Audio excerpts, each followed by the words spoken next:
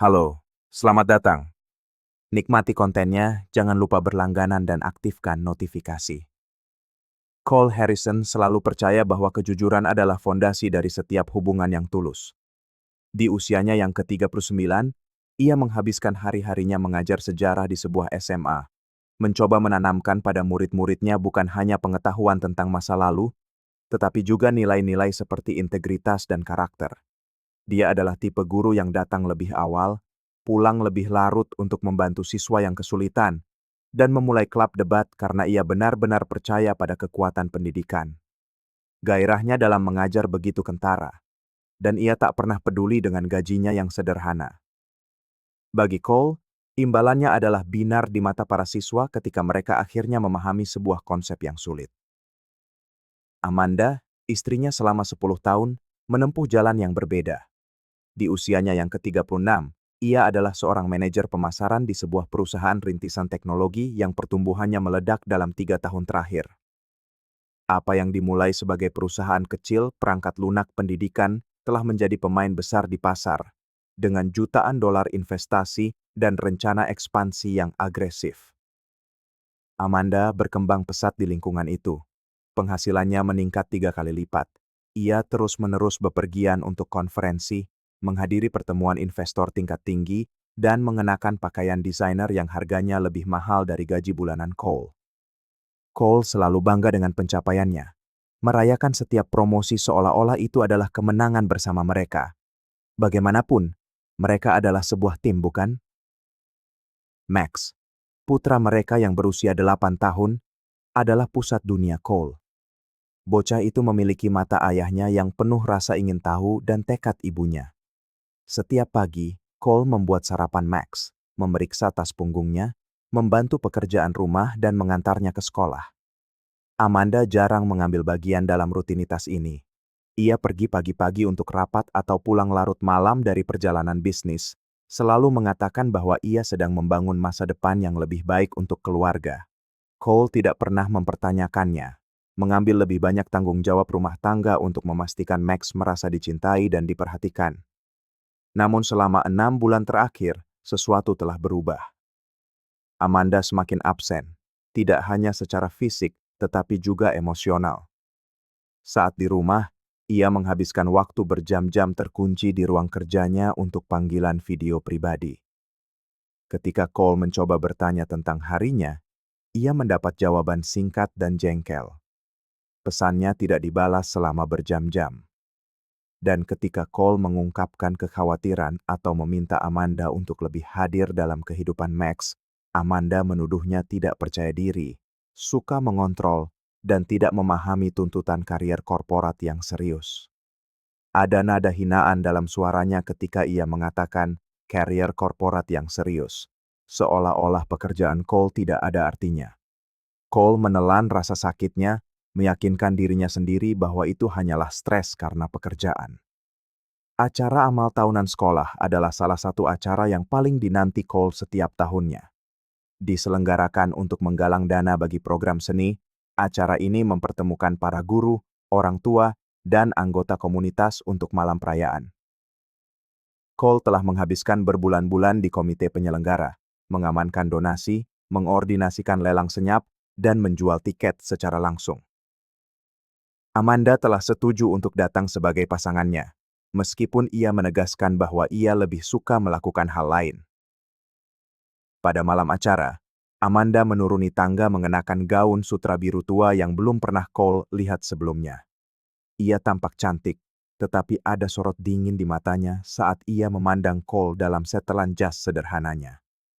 Dalam perjalanan ke ballroom, Amanda mengeluh karena harus menghabiskan malam dengan guru-guru membosankan dan orang tua pinggiran kota yang tidak ambisius. Cole mencoba mengabaikan komentar itu, memfokuskan diri pada detail akhir pesta. Ballroom didekorasi dengan keanggunan yang tenang, pencahayaan lembut, rangkaian bunga sumbangan, dan taplak meja putih menciptakan suasana yang hangat. Cole menyapa puluhan orang, memperkenalkan Amanda kepada rekan-rekannya, dan mencoba menariknya ke dalam percakapan. Tetapi Amanda tampak tidak sabar. Terus-menerus memeriksa ponselnya, mendesah keras, dan menenggak anggur merah dengan kecepatan yang mengkhawatirkan. Sekitar pukul 9.30, saat pidato kepala sekolah tentang pentingnya seni, Amanda berbisik kepada Cole bahwa acara itu kampungan dan ia tidak tahan lagi.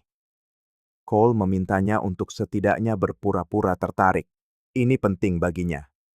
Amanda memutar matanya, menghabiskan gelas anggur ketiganya dalam sekali teguk, dan berdiri tiba-tiba, menarik perhatian beberapa orang. Ia menggumamkan sesuatu tentang butuh udara segar dan berjalan keluar dari ballroom dengan langkah yang sedikit goyah. Cole menunggu. Kekhawatirannya bertambah. 5 menit berlalu, lalu 10, lalu 15. Ia permisi dan pergi mencarinya. Ia memeriksa kamar mandi, lobi depan, taman samping, tetapi Amanda tidak ada di manapun. Perasaan buruk membawanya ke tempat parkir. Malam itu dingin, dan tempat parkir remang-remang. Cole berjalan di antara mobil-mobil, mencari sedan mereka. Ia baru saja akan menyerah ketika mendengar suara teredam, datang dari area yang lebih gelap tempat 2 bus sekolah diparkir. Cole mengikuti suara itu, jantungnya berdebar kencang. Dan kemudian ia melihatnya. Amanda bersandar di sisi sedan hitam, punggungnya melengkung, kepalanya terlempar ke belakang. Seorang pria berjas rapi membungkuk di atasnya. Tangannya menyelinap di bawah gaun sutra birunya, bergerak ke atas pahanya. Mereka berciuman dengan gairah yang putus asa, sebuah keintiman yang menjelaskan bahwa ini bukan yang pertama kalinya. Amanda mengerang pelan, jari-jarinya menjambak rambut pria itu. Pria itu membisikkan sesuatu ke telinganya, dan Amanda tertawa. Tawa lembut dan intim yang dulu ia simpan untuk Cole bertahun-tahun yang lalu. Cole merasa seolah-olah tanah lenyap dari bawah kakinya. Naluri pertamanya adalah berteriak, berlari, dan menyeret pria itu dari istrinya. Tetapi sesuatu yang lebih dalam, lebih terukur, mengambil alih. Itu adalah bagian dari pikirannya yang sama yang mengatur bukti-bukti sejarah. Bagian yang mengajari murid-muridnya untuk mendokumentasikan sumber. Tangannya gemetar saat ia mengeluarkan ponsel dari sakunya, tetapi ia memegangnya cukup stabil untuk merekam video. 30 detik. Wajah yang jelas. Tindakan yang tidak salah lagi. Semuanya terdokumentasi. Ketika Cole menyimpan ponselnya, ia menarik napas dalam-dalam dan berjalan hingga hanya berjarak 3 meter. Suaranya, ketika keluar, terdengar sangat tenang. Amanda. Amanda berbalik begitu cepat hingga ia hampir kehilangan keseimbangan dengan sepatu hak tingginya. Matanya, yang masih setengah terpejam karena hasrat, melebar dalam kengerian murni ketika ia mengenali suaminya. Pria berjas itu menarik diri seolah tersengat api, dengan panik membetulkan dasinya. Untuk sesaat, ketiganya membeku. Cole, aku... Amanda memulai. Suaranya serak, mencoba melangkah lebih dekat. Ini tidak seperti yang kamu pikirkan. Aku terlalu banyak minum. Aku tidak berpikir jernih. Ini tidak seperti yang kau pikirkan, sela Cole. Dan ada sesuatu yang mematikan dalam nadanya yang membuat Amanda mundur. Ia mengangkat ponselnya, layar menunjukkan bingkai video yang paling memberatkan. Aku merekam semuanya, Amanda. 30 detik dirimu dan ini. Ia memandang pria itu dengan jijik. Siapapun dia, dalam posisi yang menjelaskan bahwa ini bukanlah kesalahan sesaat. Berapa kali kau melakukan ini saat aku di rumah merawat putra kita? Pria berjas itu menggumamkan sesuatu tentang tidak tahu mereka masih bersama, dan praktis berlari ke mobilnya, melesat keluar dari tempat parkir dalam hitungan detik. Cole bahkan tidak meliriknya. Matanya terpaku pada Amanda, yang kini menangis, riasannya luntur di wajahnya. Cole, kumohon, biarkan aku menjelaskan. Pintanya, meraih lengan Cole. Itu kesalahan besar. Aku mabuk, bingung. Itu tidak berarti apa-apa. Cole melangkah mundur, menghindari sentuhannya seolah itu racun. Tidak berarti apa-apa. Kau pikir aku bodoh, Amanda? Kau pikir aku tidak memperhatikan perubahan, kebohongan, perjalanan bisnis yang mencurigakan? Aku hanya tidak ingin mempercayainya, karena aku benar-benar berpikir kita telah membangun sesuatu yang nyata. Ia menggelengkan kepalanya, merasakan kemarahan berganti menjadi kesedihan yang mendalam. Saat kita pulang, kau akan tidur di kamar tamu. Besok pagi, aku ingin kau berkemas dan pergi. Hari Senin, aku akan mengajukan gugatan cerai. Kau tidak bisa melakukan ini, teriak Amanda. Suaranya yang mabuk melengking. Aku punya hak, Max juga anakku. Max, ulang Cole, dan suaranya pecah untuk pertama kalinya.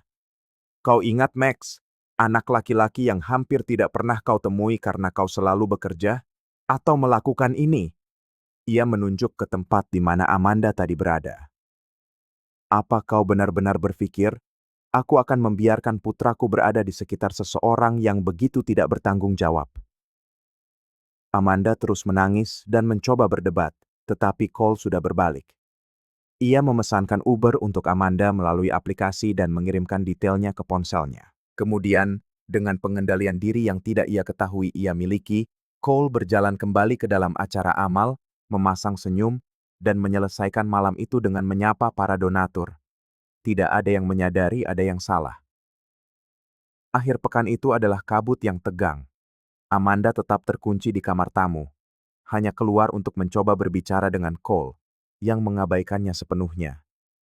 Max, yang merasakan ada sesuatu yang salah, menjadi pendiam dan cemas.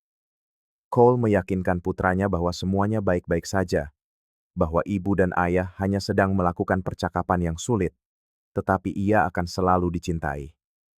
Pada minggu dini hari, saat Amanda akhirnya tertidur setelah berjam-jam menangis, Cole pergi ke ruang kerja bersama dan menyalakan laptop yang mereka berdua gunakan. Apa yang ia temukan lebih buruk dari yang ia bayangkan. Folder email itu tersembunyi di dalam subfolder berlabel Laporan 2024. Ratusan pesan dipertukarkan dengan Gavin Mercer, wakil presiden Amanda di perusahaan rintisan itu. Pesan-pesan itu dimulai 8 bulan yang lalu, awalnya profesional, kemudian genit, dan dengan cepat berubah menjadi eksplisit. Ada foto-foto, rencana rinci untuk pertemuan di hotel, percakapan tentang akhir pekan yang dihabiskan bersama sementara Cole percaya Amanda sedang menghadiri konferensi. Tapi yang benar-benar menghancurkan hati Cole adalah pesan-pesan di mana Amanda mengejeknya. Suamiku adalah seorang guru gagal yang berpikir dia mengubah dunia dengan mengajar remaja manja, tulisnya. Penghasilannya sangat kecil dan tidak punya ambisi. Terkadang aku bertanya-tanya mengapa aku masih menikah dengannya. Dalam pesan lain, ketika Gavin bertanya mengapa Amanda tidak mengajukan gugatan cerai saja, Amanda menjawab, demi kenyamanan sebagian besar. Dan karena anak itu, perceraian itu rumit. Anak itu. Ia menyebut putranya sendiri anak itu. Amarah mendidih di dalam diri Cole, tetapi ia menyalurkannya. Ia membuat sebuah folder dan menyalin semua email yang relevan. Ia mengambil tangkapan layar dari percakapan yang memberatkan. Ia mengunduh laporan bank dan menyoroti transaksi yang mencurigakan. $3.000 di spa mewah yang diklaim Amanda sebagai retreat meditasi. Tetapi email mengungkap itu adalah akhir pekan bersama Gavin. $500 untuk pakaian dalam mahal. Pembayaran berulang ke hotel-hotel. Pada Senin pagi, Cole berada di kantor Patricia Brennan, seorang pengacara perceraian yang berspesialisasi dalam kasus-kasus berkonflik tinggi. Patricia adalah seorang wanita berusia 50-an, rambut berubannya diikat sanggul ketat, dengan mata yang telah melihat setiap variasi pengkhianatan manusia. Cole membeberkan semuanya. Video di tempat parkir, cetakan email, laporan bank yang disorot, dan pesan-pesan di mana Amanda menyebut Max sebagai sebuah ketidaknyamanan. Patricia membolak-balik materi itu dalam diam, ekspresi profesionalnya berubah menjadi kemarahan yang tulus. Tuan Harrison, katanya akhirnya, melepas kacamata bacanya. Saya jarang melihat kasus yang didokumentasikan dengan sangat baik sejak awal. Naluri Anda untuk merekam video itu dan menyimpan bukti ini benar-benar tepat. Berdasarkan apa yang Anda tunjukkan kepada saya, terutama pesan-pesan yang merendahkan tentang anak Anda dan penyalahgunaan dana perkawinan untuk mendukung perselingkuhan, saya yakin kita bisa mendapatkan hak asuh fisik utama atas Max. Istri Anda telah menunjukkan kelalaian emosional dan perilaku tidak pantas yang akan dianggap sangat serius oleh hakim. Saya hanya ingin melindungi putra saya, kata Cole, dan suaranya akhirnya pecah. Dia tidak pantas tumbuh dengan berpikir perilaku seperti ini normal. Dia tidak pantas memiliki seorang ibu yang menyebutnya sebagai sebuah ketidaknyamanan. Dan dia tidak akan mengalaminya, Patricia meyakinkan, sudah menyusun strategi hukum. Kita akan mengajukan gugatan cerai hari ini. Kita akan menyertakan semua bukti ini. Kita akan meminta hak asuh fisik utama dengan Amanda hanya memiliki kunjungan yang diawasi pada awalnya. Dan kita akan menuntut pengembalian dana perkawinan yang ia selewengkan. Minggu-minggu berikutnya adalah kabur dokumen hukum dan persidangan. Amanda menyewa pengacaranya sendiri, yang berargumen bahwa ia berhak atas hak asuh bersama atas Max dan setengah dari semua aset. Tetapi pada sidang hak asuh pertama, ketika Patricia menunjukkan video, email, dan terutama pesan di mana Amanda menyebut Max anak itu, ekspresi hakim berubah drastis. "Nyonya Harrison," kata hakim dengan nada dingin. "Bukti yang disajikan di sini menunjukkan pola perilaku yang sangat saya khawatirkan. Tidak hanya ada perselingkuhan dalam perkawinan, tetapi ada bukti jelas tentang kelalaian emosional terhadap anak dan penyalahgunaan sumber daya keuangan keluarga. Pesan tertulis dari Anda yang merujuk pada anak Anda sendiri dengan cara yang merendahkan seperti itu sangat meresahkan." Amanda menangis. Pengacaranya mencoba berargumen bahwa pesan-pesan itu diambil di luar konteks, bahwa ia berada di bawah tekanan, bahwa ia sangat mencintai putranya. Tetapi kerusakan telah terjadi. Hakim memerintahkan evaluasi psikologis penuh terhadap Amanda sebelum mempertimbangkan kunjungan tanpa pengawasan dan memberikan Cole hak asuh fisik utama, sementara dengan Amanda hanya diizinkan 2 jam kunjungan yang diawasi pada hari Minggu.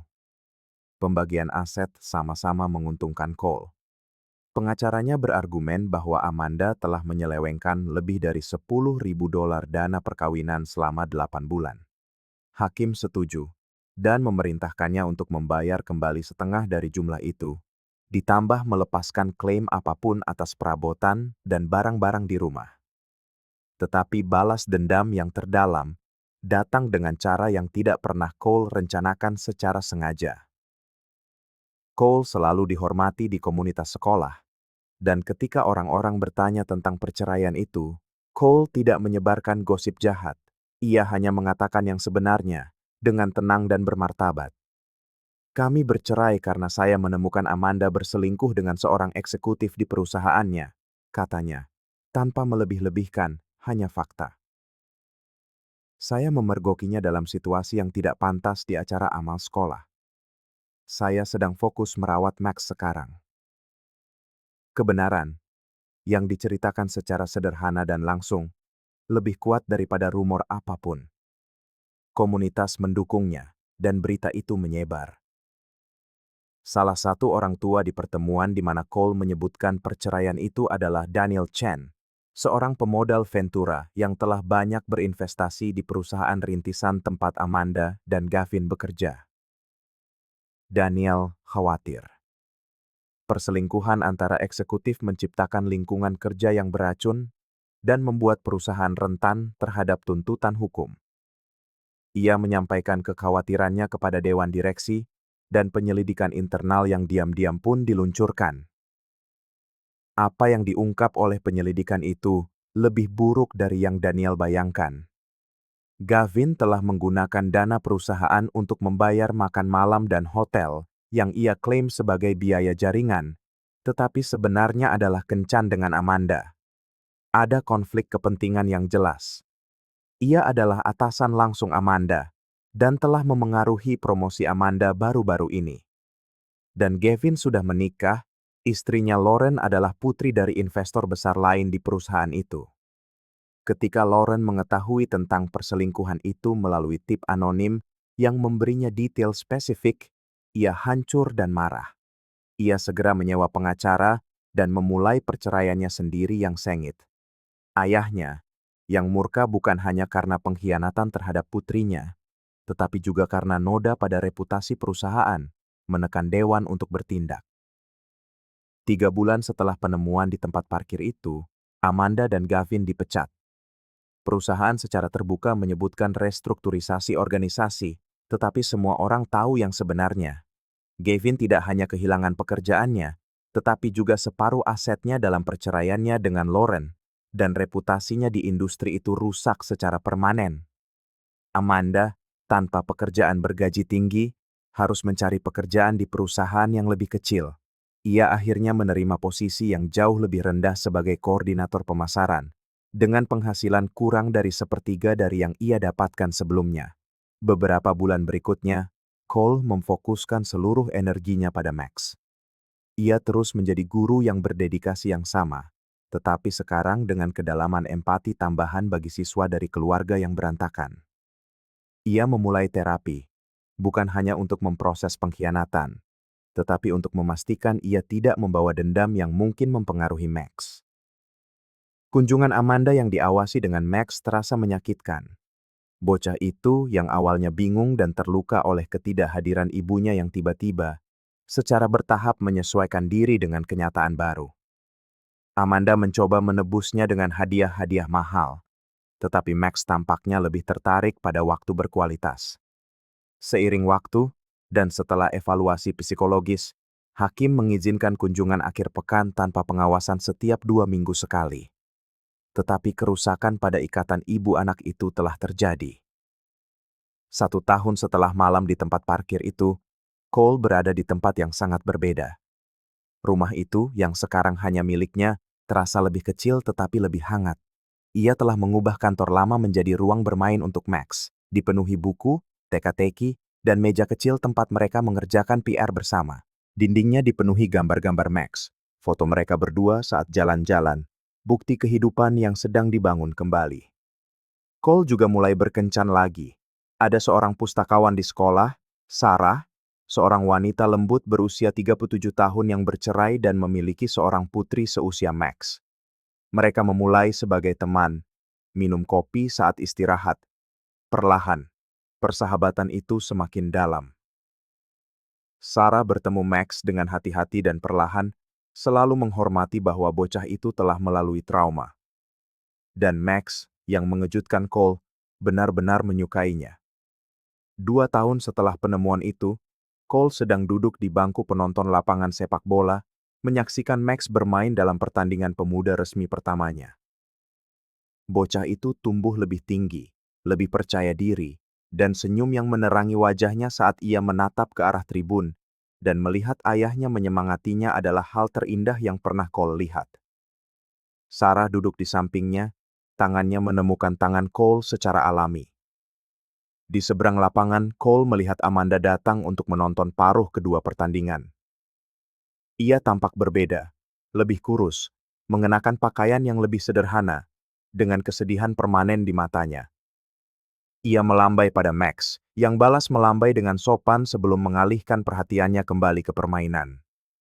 Cole merasakan sedikit sesuatu, bukan kasihan, tetapi mungkin kesedihan untuk sosok Amanda yang seharusnya bisa ia capai jika ia membuat pilihan yang berbeda. Tapi ia tidak merasakan amarah, tidak lagi.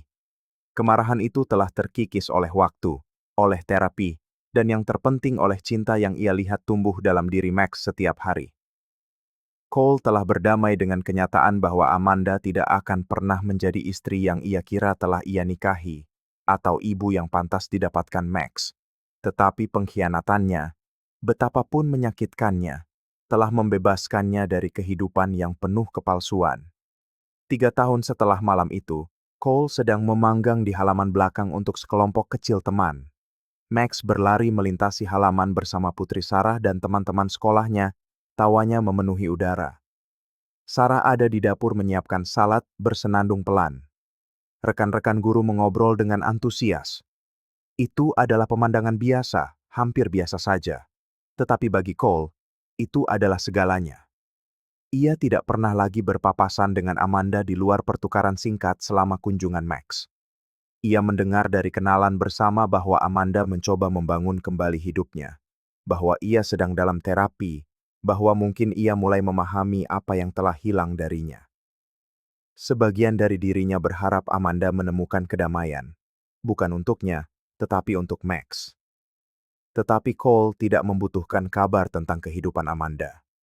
Ia telah mempelajari pelajaran terpenting yang bisa ia ajarkan kepada murid-muridnya, bahwa integritas bukanlah sesuatu yang kau lakukan saat muda, tetapi apa yang kau pilih saat sulit, bahwa kebenaran selalu terungkap, dan bahwa membangun kembali hidupmu dengan martabat dikelilingi oleh cinta yang tulus bukan hanya balas dendam terbaik. Itu adalah satu-satunya balas dendam yang benar-benar berarti. Sore musim panas itu, saat matahari mulai terbenam, Cole memandang sekeliling pada orang-orang yang ia cintai, pada kehidupan yang telah ia bangun, dan merasakan rasa syukur. Bukan untuk pengkhianatan itu, tidak akan pernah, tetapi untuk kekuatan yang ia temukan dalam dirinya, untuk kemampuan memilih martabat di atas kepahitan, dan untuk kesempatan menunjukkan kepada Max bahwa adalah mungkin untuk bangkit dari kegelapan apapun dan tetap percaya pada cinta, kejujuran, dan kebaikan mendasar dari orang-orang yang tepat. Panggangan sudah siap. Teman-teman berkumpul di sekitar meja, dan Max meminta untuk memimpin doa yang selalu mereka lakukan. Dengan suaranya yang jernih, ia mengucap syukur atas makanan, atas keluarga, sahabat-sahabat, dan terutama untuk ayahnya, yang senantiasa ada untuknya. Mata Cole terasa panas, namun yang mengalir adalah air mata kebahagiaan. Dan pada saat itu, Cole Harrison tahu dengan keyakinan mutlak bahwa semua yang telah ia lakukan adalah benar. Keputusannya untuk melindungi Max, mencari kebenaran, dan mempertahankan integritasnya, bahkan ketika jauh lebih mudah untuk membalas dengan kekerasan atau kepahitan, semua itu sepadan dengan setiap momen sulit yang telah ia lalui. Sebab pada akhirnya, bukanlah sebuah pengkhianatan yang mendefinisikan seseorang, melainkan bagaimana ia memilih untuk bangkit setelahnya. Dan Cole telah memilih untuk bangkit dengan penuh martabat, dengan cinta kasih, dan dengan keyakinan bahwa hidup menjadi diri sendiri, seutuhnya adalah kemenangan terbesar yang dapat diraih oleh siapapun. Terima kasih telah menonton video ini. Jika Anda menyukainya, jangan lupa berlangganan ke kanal ini dan aktifkan notifikasi agar tidak ketinggalan pembaruan apapun. Sampai jumpa di lain waktu.